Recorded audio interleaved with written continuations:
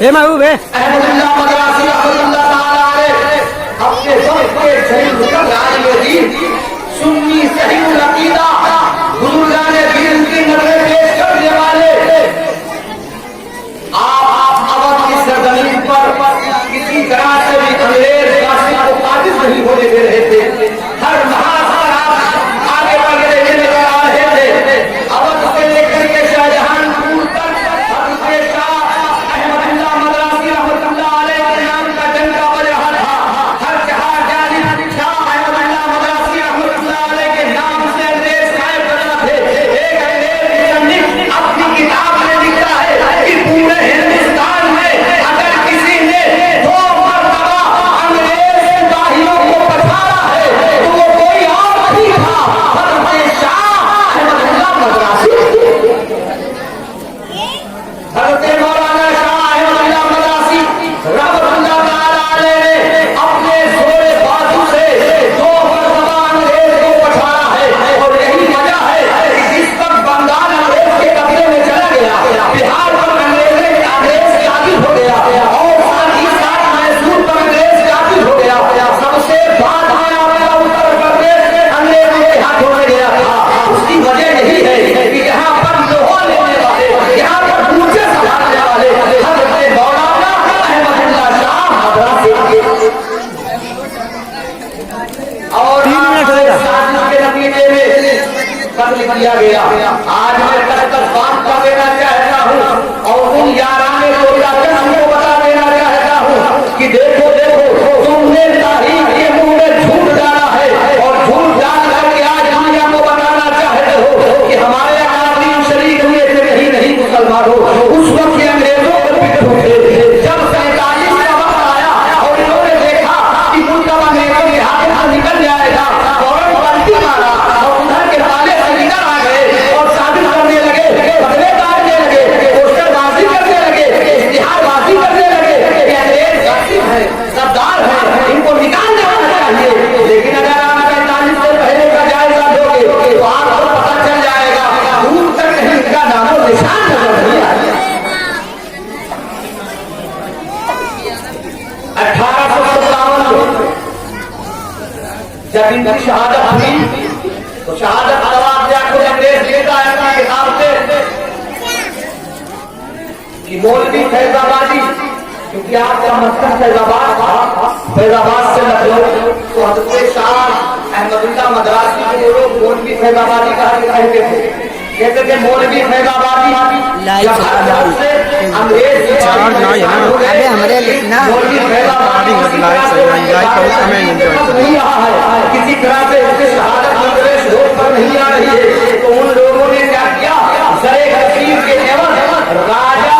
राजदेव सिंह को खरीद लिया और राजा राजदेव सिंह ने अपने भाई बलदेव सिंह को हजरत मौलाना अहमदुल्लाह शाह मदरासी के पास भेजा और ये कहा कि चूंकि आप सिपाही मुसीबत दे गए हैं और हम चाहते हैं कि आप अपनी सिपाह दे दे, अपनी फौज दे दे और कासिम अंग्रेज के यहाँ से इसको नाबूद कर दिया जाए, भगा दिया जाए। इसके लिए उसने फौरन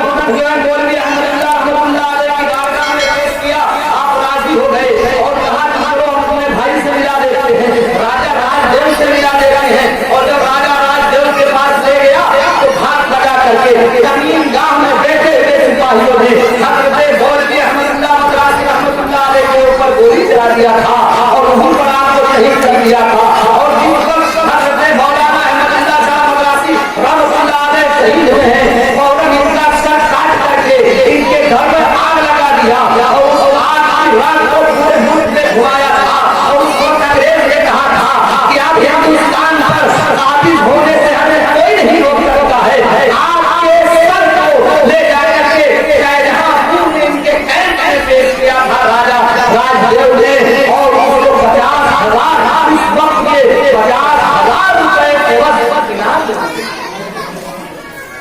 गद्दारियों ने किया था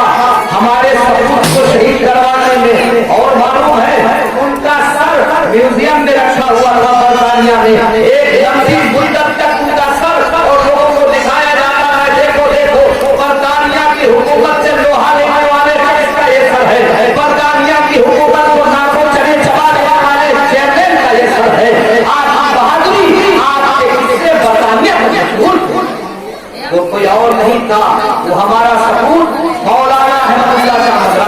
अल्लामा खैराबादी के बारे में तो आप जानते हैं, आपने ध्यान का फतवा दिया 1857 में, उस पर दस्तखत करने वालों में हजरत मुफ्ती आजमदा, हजरत मुफ्ती सदरुद्दीन आजमदा दहलवी रहमतुल्लाह अलैह भी थे, हजरत मौलाना नजमुद्दीन भी थे, हजरत मौलाना इमाम बख्श साहिबाई भी थे, जिनके इल्म का चर्चा बचा हुआ था,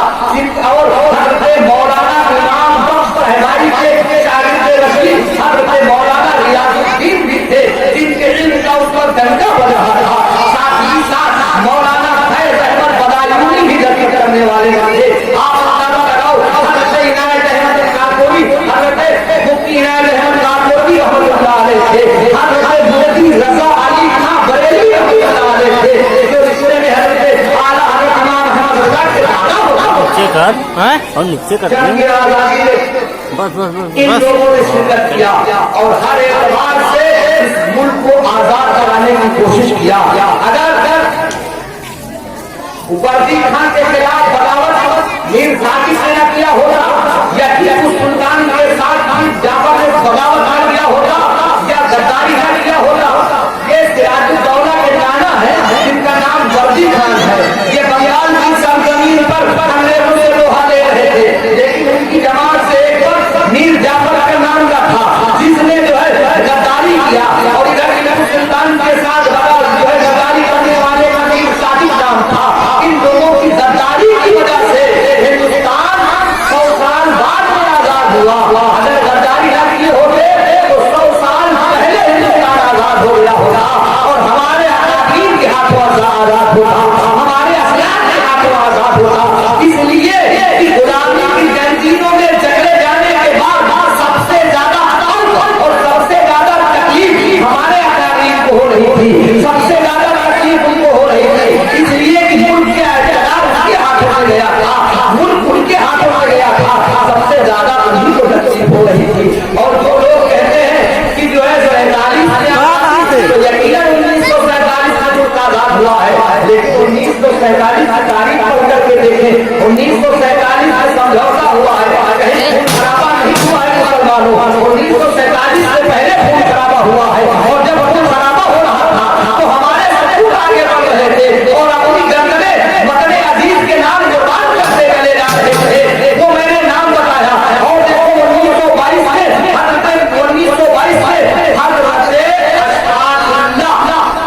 हजरत शाहजहांपुरी को शहीद किया गया, फैजाबाद की अदालत,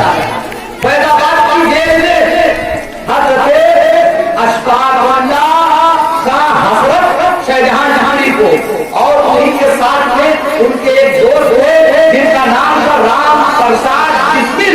उनके हम प्यारा और हमने वाला थे, उनको भी फांसी दी गई थी 1922 में। और आप अंदाजा लगाए और तारीख के हवाले से बात करें मुसलमानों, तो कसम खुदा की ईमान ताज़ा हो जाएगा आपने बुजुर्गों की तारीख पढ़ करके। लेकिन आज हुआ ये है कि हमारे बुजुर्गों की तारीख को जो है दबा दिया गया है, और लोग अपनी तारीख के सामने लेकर के चले आए, अपने लोगों को उजागर कर रहे हैं, हमारे लोगों को पीछे कर रहे हैं। जरूरत इस बात की है कि हम उन्हें याद करें, और ऐसी महापुरुष का जब वक्त आए तो दिल खोल करके उनका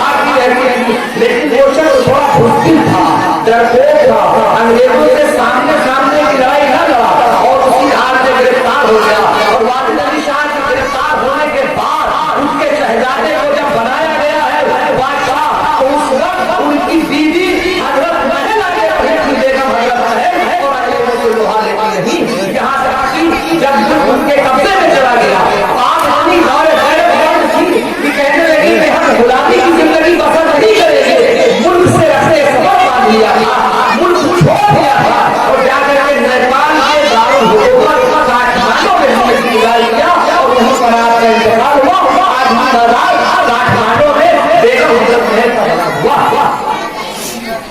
ये मितुल हमारे आजादी हासिल करने वाले सपूत और हमारी मिल्लत की ख़वातीन जिन्होंने द्वार हत्या करके इस मुल्क में आजादी का जश्न मनाया, आजादी के लिए अपने आप को पेश किया, यहाँ तक कि 1947 की 15 अगस्त 27 रमजान मुबारक जुमा के दिन आपको आजादी नसीब है। मुसलमानों, जो आजादी कसक या कह लीजिए